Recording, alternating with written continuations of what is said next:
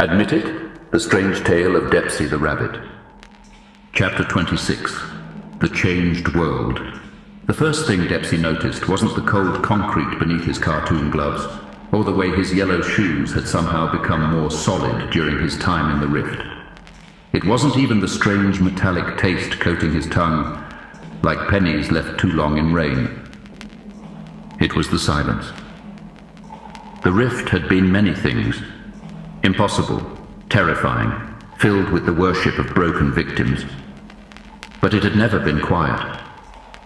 There had always been the cosmic roaring, the whispered conversations of the discarded, the impossible physics creating their own symphony of wrongness. Here, crawling out of the dimensional tear near the Mountain View Motor Lodge, Depsey found himself in a world that held its breath. He pulled himself fully through the opening, feeling reality reassert itself around his cartoon form. But something was wrong with that reality.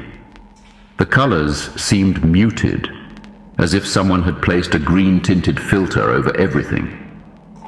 The shadows stretched in directions that defied the position of the sun, which itself hung at an angle that felt fundamentally incorrect. His motor lodge room key still worked, which surprised him. The door opened with the same familiar squeak, but the sound echoed strangely, bouncing off surfaces that shouldn't exist. Inside, his modest accommodations had been enhanced.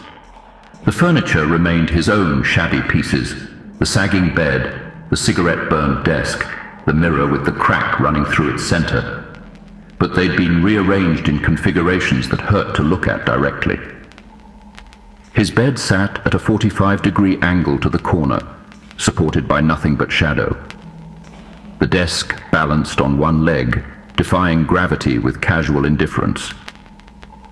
The mirror still showed his reflection, but delayed by several seconds, as if the image had to travel a great distance to reach the glass.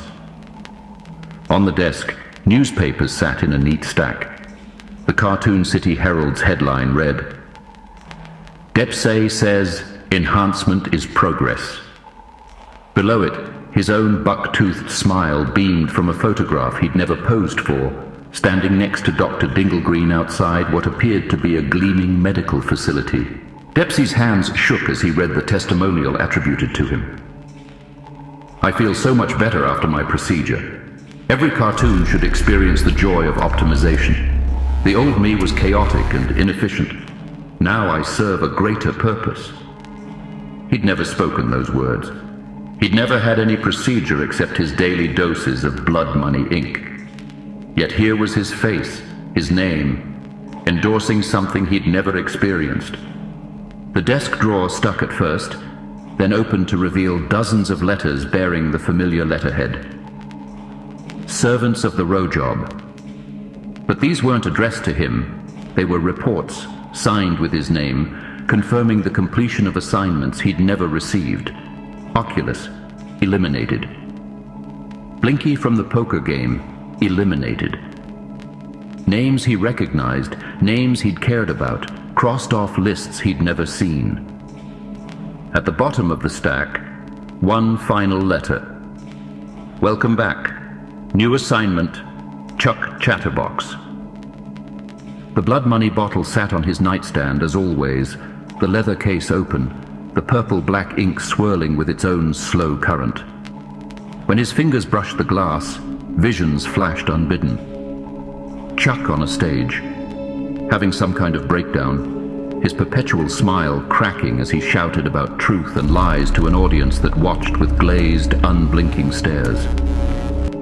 Someone else had been doing his work. Someone else had been wearing his reputation like a costume, using his established relationships to eliminate his friends. The efficiency was terrifying. In the time he'd spent in the rift discovering the worship of his victims, his replacement had systematically destroyed everyone he'd ever claimed to care about. Depsey stumbled outside, his cartoon legs unsteady on the concrete. The landscape beyond the motor lodge had changed fundamentally. Broadcasting towers rose from the earth at regular intervals, their skeletal frames humming with a frequency that made his teeth ache. The towers stretched toward a horizon that seemed closer than it should be, as if the world had been compressed, optimized for efficiency. The road to Cartoon City bore new signage. Where once cheerful wooden signs had pointed toward downtown, the entertainment district, and scenic overlook, now stark metal placards directed travelers to Enhancement Center Alpha, Processing Facility 7, and Optimization Hub. New arrivals welcome. Other cartoon characters walked along the roadside, but something was terribly wrong with their movement. They walked in perfect synchronization, their steps timed to match the humming of the broadcasting towers. A group of cartoon children skipped rope, but their rhythm never varied. Their laughter pitched at exactly the same frequency. A cartoon businessman read a newspaper while walking, turning each page at precisely measured intervals. None of them looked at Depsey. None of them seemed to see him at all. As he walked, billboards began appearing with increasing frequency. His own face smiled down from everyone. Depsey approved enhancement centers, be more than you were. Trust Depsey's choice, optimization for the whole family. Don't live chaos, live purpose. The testimonials below featured cartoon families he'd never met, posing with before and after photographs. The before pictures showed vibrant, messy personalities. A child with paint-stained overalls and a gap-toothed grin. A mother with flour in her hair and laugh lines around her eyes. The after pictures showed the same characters cleaned, perfected, their expressions serene and identical.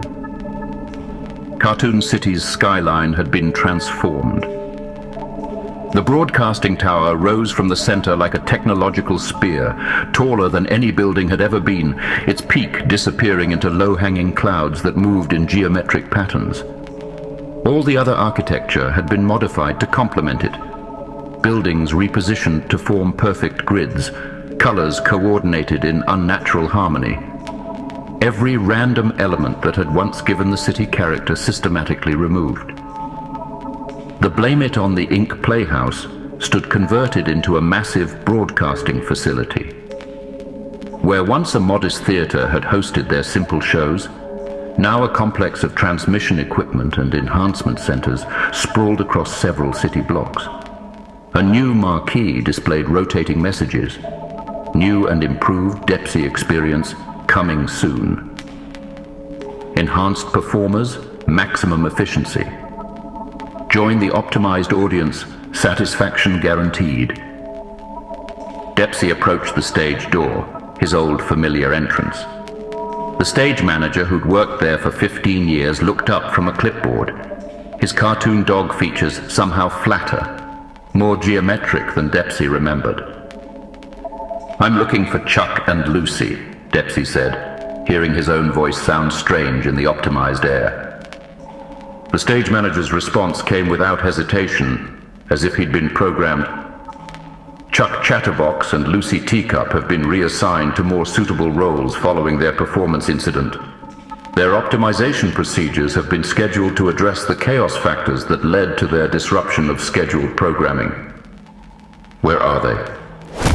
That information is not available to unprocessed personnel. Please report to Enhancement Center Alpha for your own optimization appointment. Your delay has been noted and will be factored into your treatment plan. Depsey backed away from the desk, understanding now why the stage manager's eyes held no recognition. This wasn't concealment or deception. The cartoon dog genuinely didn't know him anymore. The enhancement process had removed not just chaos and individuality, but memory of anything outside the new system. He spent the next hours searching through the city, checking every enhancement center, following every lead. Chuck's black bowler hat sat in a lost and found box at Enhancement Center Beta.